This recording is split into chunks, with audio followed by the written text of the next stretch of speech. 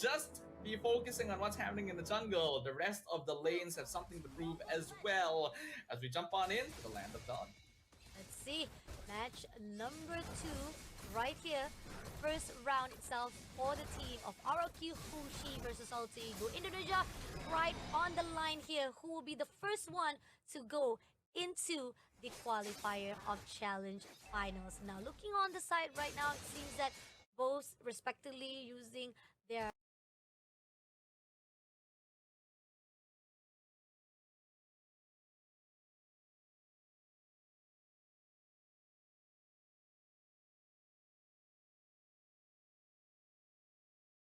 Qualify to the M6 main stage, largely due to the fact that they ended up finishing 5th or 6th place during the recent MPL ID Season 14. So up against the second place finisher RRQ Hoshi, they've definitely got a bit of a bone to pick. Oh, definitely. And the fact that, again, we do see that Alter Ego coming off really strong. They had a really good redemption story to be pulled out on that MPL season itself. And hopefully, that could be a good case as well for them to fight it off. The question is, can they actually fight off against with our RRQ Hoshi? You added on the note that they had a really good run with fighting off with the opponent on the day one. That's why Alter Ego had a high rise for their own stats itself. But RRQ Hoshi, they fought off with Team Liquid Philippines. Now, that's also a really big name to be put out here into the SPS Challenge season. Do you think that's the reason why the power match between these two teams is because of that? They feel a little bit slightly off to the Alter Ego. I would say that the difference in statistics is definitely because of the opponents that they were facing initially, right? Team Liquid Philippines are going to be a much stronger opponent just in terms of experience and international achievement. But in the same way, Team Liquid has been having some difficulty catching up. So RRQ Hoshi having trouble against them initially is something to consider. But both of us still ended up predicting that RRQ was going to come out on top this time, though I do think Alter Ego has the chance of taking one game. Their performance was actually very, very good in day number 1. Oh, that's the reason why you put out at least 1 point will be on the side of Alter Ego. I feel like because the fact that Alter Ego had it a little bit, not to say too easy, but yes, formation-wise was a really good composure. Again, Alter Ego had a really good momentum. Drafting-wise was really good as well. But again, RRQ Hoshi meeting off with Team Liquid, I still think there's a lot of thing that was done by Team Liquid Philippines itself that's made it a lot of difficult to RRQ Hoshi. Expectant-wise, I feel like, I don't know, I always feel like every time I predict, it's always wrong. You've already won on the first match itself. You got the 2-0. So this second match, I'm starting to feel that my self-esteem is going down and down even more further. But let's see if RRQ Hoshi can change that right here for match number 2. You can't be affected too much by predictions. The caster curse exists for a reason. Yeah. All of us have been through this at some point. You know, it's part of the initiation period for this career in the first place. If we're looking at the head-to-head, this time we want to highlight a little bit onto the roamers because both Dreams and Edoc played a lot of Tigreal during their first round matches on day 1 of the challenge season. But in overall, we see Dreams having the highest their kill participation actually very even, and Dreams standing out on top a little bit more in terms of ADA as well. This can also, again, be attributed a little bit to the opponents that they faced before. So now we get a little bit more of an accurate feel of how powerful these two teams actually are, as the draft has already been ongoing for game number 1. Let's see. Okay, Matilda, Louis, as well as Hilda been banned off from RRQ. On the side of Alter Ego, we got Joy, Zushin, as well as Fanny. Again, the popular ban off already. But going into the midst, I feel like started off with Suyo being picked out by RRQ Hoshi, and then Alter Ego responded with Harith as well as Hylos. That's a really good combo already. We know how in fact that when we have Hylos as well as Harith on the side, it will be a really good composer coming in. And not only that, they picked up Alpha as well for a really good damage deal. And RRQ Hoshi, on the other note, they do have Granger as well as the fact that it Granger is one of the popular and metas as well. That could also lead a really good choices coming in from RRQ Hoshi as well. Yeah, so far, the picks are pretty meta from both sides. It's interesting to see that RQ would still grab the Eve because Hylos actually offers a way to counteract the RWM somewhat because of the Glorious Pathway, but it still gives you a lot of control over the team fight in general, so it is not too bad at all. The Suyo Alpha has always been an age-old duel, but I do think that Harif has the slight edge in lane against Granger in exchange for less scaling potential overall. We're seeing a bit more focus towards the early game bans from Alter Ego, getting rid of the Jawhead, which could really mess with an Alpha and a Haris rotations early on in the team fights. We already saw a combination of Jawhead and Zusin, I think in the first match of the entire challenge season, in fact, and it was quite impressive. Okay, knowing for a fact that they're trying to take off all the possibility of picking off individually, because the fact is they are expecting Defin on the side of Harith as well as Alpha. There's a lot of grounds, even though we do see that they might be able to lock on. There's a lot of individual fights that they need to be aware of. So with Jawhead on the side, it's not going to be a good composition. And they also take off as well Cho in the scene. So this is where Alter Ego, they prioritize any possibility of separation will be done by RRQ Hoshi. Now RRQ Hoshi, they ticked off Lucas, and we talked about how Lucas, it's a 50-50 situation whereby he's a really good contender, but at the same time it might not go into a really good gameplay if we don't actually have a really good composure. But then we do see the last pick coming in from RRQ Hoshi to be banned off. They ban out the Cecilion here, which is actually interesting. I wouldn't have expected Alter Ego to go for Cecilion in this particular situation, because then Harif and Cecilion would both be late game magic damage scalers. I don't feel like they needed to ban that, but it's still perfectly fine just to make sure that the only artillery on the field is going to be this Granger on RQ Hoshi's side. The fact that Alter Ego banned out the Jawhead and Show is very smart. It is not just because these two heroes are counters to their cores like Harith and Alpha, but they're also very good ways of dealing with the Hylos, because oftentimes the Hylos is going to be walking very far in front of the team to provide vision due to how bulky he is. But these two heroes have ways of just throwing him or kicking him back into their teammates instead and take him out before the rest of his team has any chance of responding. This, however, does give the Tigreal over to Edoc. This is a hero that both sides quite enjoy, and because they saw the Phobius lock in, the glue counter immediately comes out for RRQ. But Alter Ego, they haven't picked their mage yet. They can very easily go Faramis or Vexana at this point to counter the glue. Oh, yeah, definitely. And the fact that rising off from RRQ Hoshi drafting wise, I do feel like they're conforming to their own formularity with Triggle on the side, glue, mobility wise, very sneaky, very easily able to maneuver away with a really great composure. Alter Ego, one way or the other, they have to figure out how to actually shut down most of the mobility wise that will be put out by RRQ Hoshi. On the other side, I like the fact that they picked up Phobius as well. Phobius is also one of the crucial heroes that been picked up as well. And you talked about Vexana. They picked up Vexana. Easier to actually grabs in with the first match off. So I think Alter Ego, right response wise, RRQ Hoshi also had a really good idea as well. In your opinion, Snafa, which of the drafting do you favor? This is probably the most even draft that I've seen like throughout the whole challenge season. Actually, both sides are very honest, direct front to back siege style compositions. Granger has a bit more range to play with, but Alter Ego is a bit better at diving. And neither side really directly wins out in scaling either. Maybe Granger ekes it out just a little bit in the late game because of how his stacks work. But otherwise, I think a lot of it comes down to how well the early game snowball actually happens for the respective junglers. And if we're talking about the junglers, Koreans actually equaled King Kong's KDA, who has been like topping the charts overall. So we can't just be focusing on what's happening in the jungle. The rest of the lanes have something to prove as well as we jump on into the Land of Dawn. Let's see. Match number 2 right here.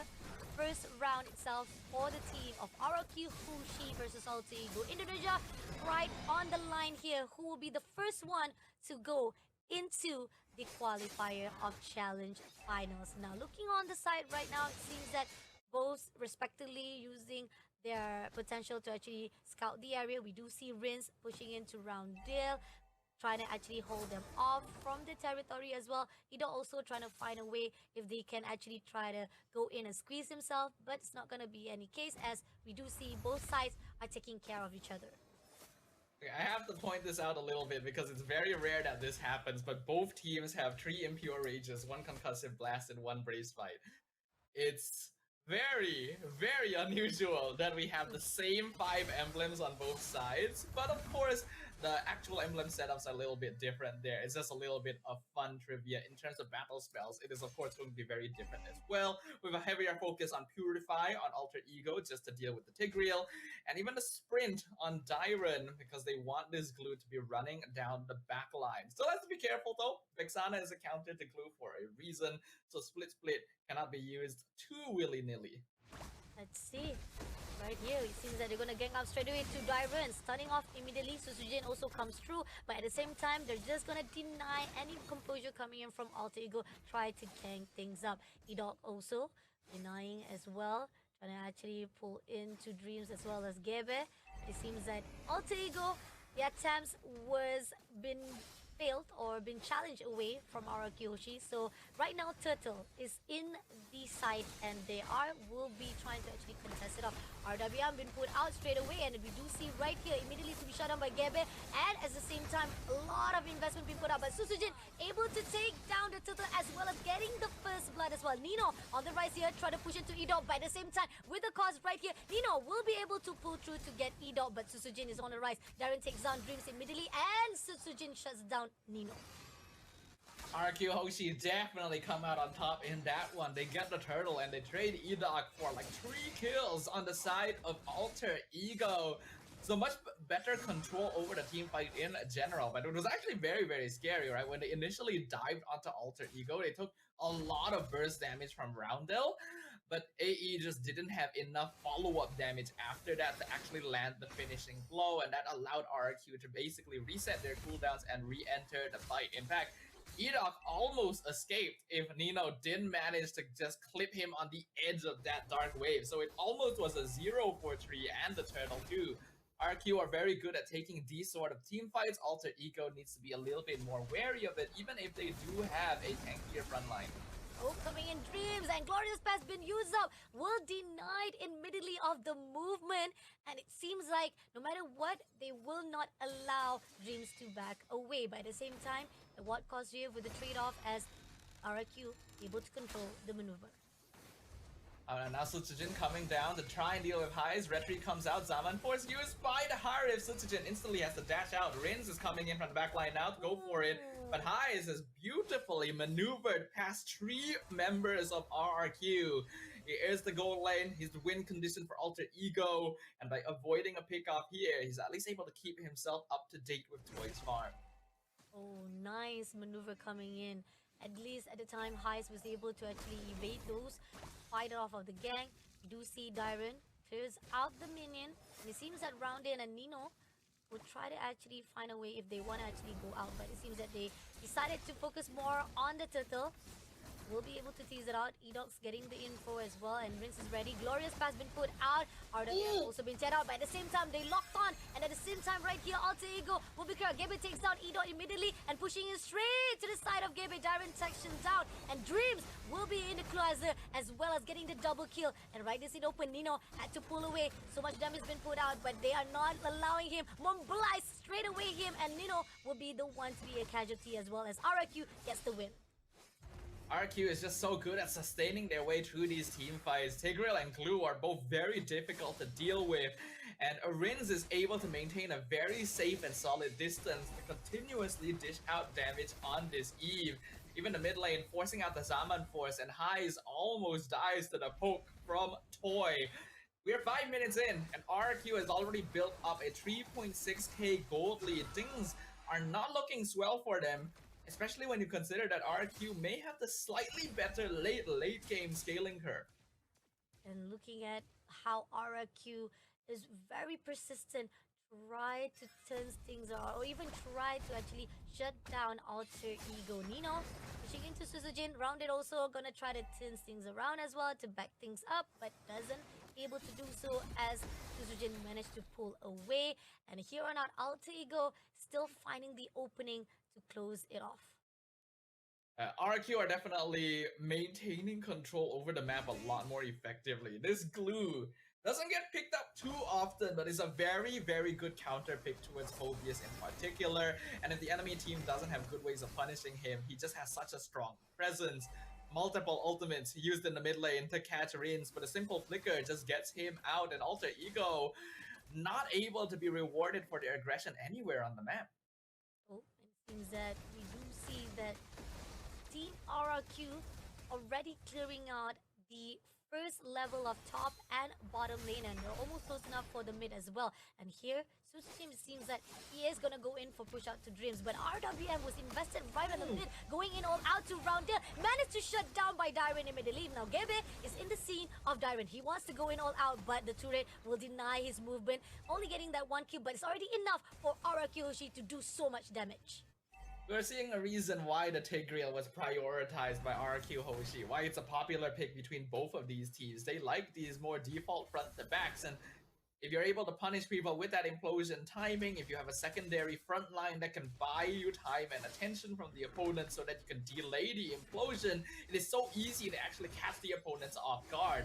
Especially since Alter Ego actually isn't a very high mobility composition. Their positions are going to be largely fixed within the team fight itself, with the exception of highs, which allows RRQ a bit more strategic thinking and how they want to approach every single engagement. They are trying to clear out the first level of turrets as well as the second. Try to actually go all out for that second level. And Dyron also overlooking to round in on Nino. Try to find a way and allowing Edok as well as the fact that Toy will be able to actually find a contempt for the territory. Almost there, and turrets number 2 on the level of top lane will be cleared out. And so far, RRQ, all the pushing of the control-wise has been fruitful for their side, and Team Alter Ego still struggling not only to win those fights, also try to control the movement. Things are going very, very smoothly right now for RRQ Hoshi. It's going exactly according to plan, exactly how you want to play the game of MLBB. I'd say this is a very textbook definition of how you're supposed to win the game, actually. It's a slow burn, but it's an effective one because they've already built up an 8k lead in 8 minutes. That's usually the phase where you expect it very difficult to make a comeback. Even the RWM by Rins just to force him back, maybe get a cheeky pick off if they can. Mind you, this whole time, Toy has not been disrupted on the Granger.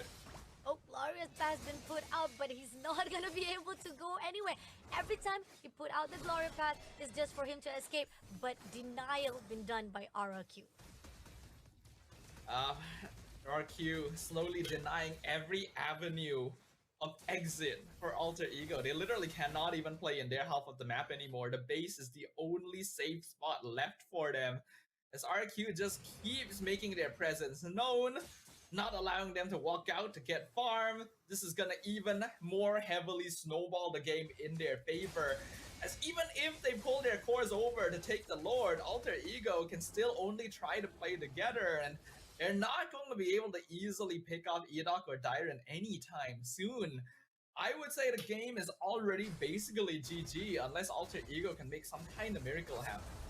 Miracles, and also possibly with RRQ, if one slip will be done, maybe possibility if Alter Ego saw that opening, they can actually change it off and get the fruitful they needed or success on their side. But then again, it's not gonna be easy. They need to find the pinpoint, at least denying the movement of Direct, or even the fact that we do see that Toy moving in and out as easily as possible is giving a lot of the mobility wise control coming in from Alter, from the side of Team RRQ Hoshi and Altigo haven't found that point itself. But Toy, look at that, giving a lot of damage coming in from Gebe, just enough. And he already spotted out Edo, also looking for an opportunity for that implosion. But at the same time, they are clearing out the turret as well, doing a lot of damage. But Team Altigo, very cautious, trying to be disciplined, denying any of the opportunity. But Glorious Pass been invested already. Dreams a little bit too ambitious, but at the same time, Gebe will be taken out by Sujin right at the top. And right here, Zamapo has been put out. RWM will be taken out. High stakes down Edo as well as Sujin, making sure clearing out as well.